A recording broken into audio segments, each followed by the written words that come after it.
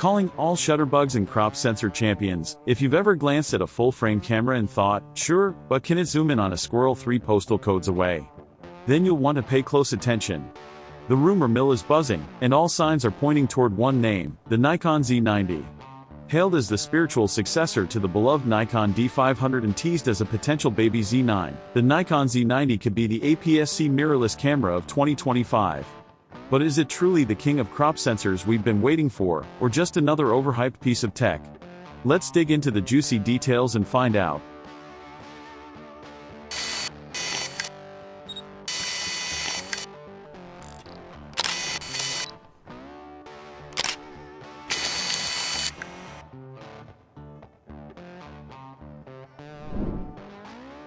First up, the nickname Baby Z9.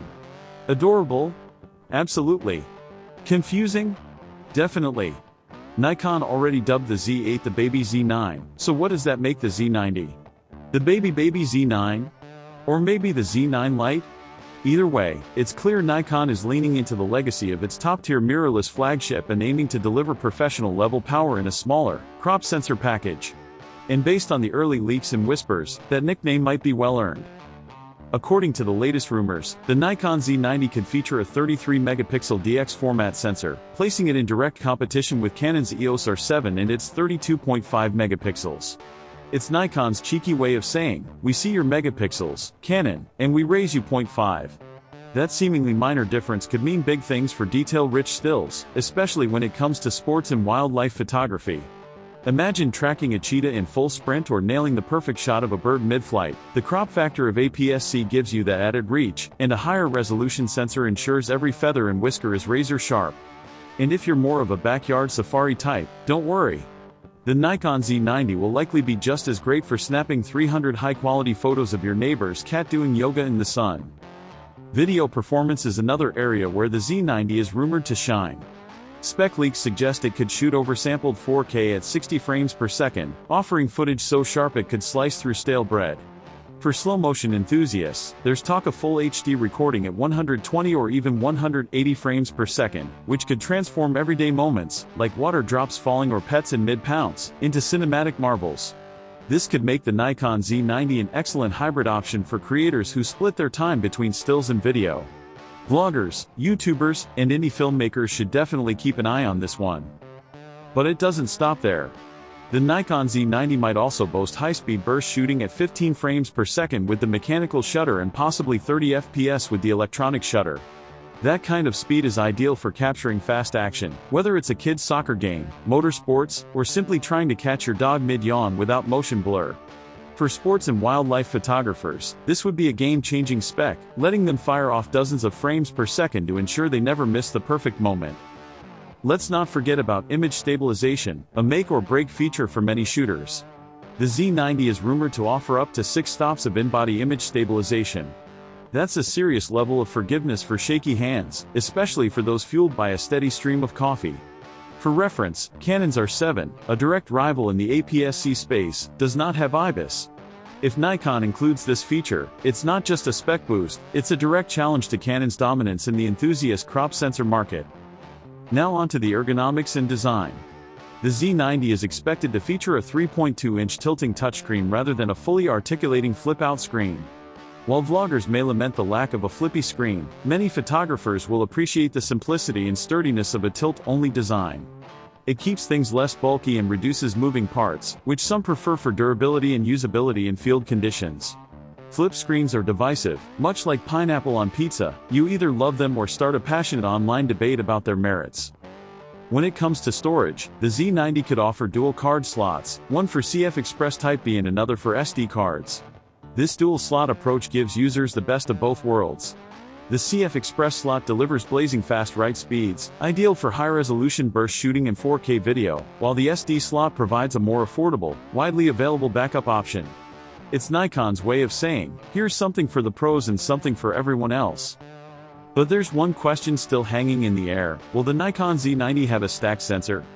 A stacked sensor means faster data readout, less rolling shutter, and better overall performance, especially useful for video work and high-speed shooting. While it would be an impressive addition, some sources suggest Nikon may skip this feature to keep the Z90 at a more accessible price point. After all, stacked sensors are pricey, and Nikon needs to strike a balance between performance and affordability.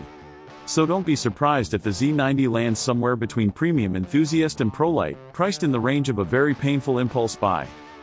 So, will the Nikon Z90 be the best APS-C mirrorless camera of 2025?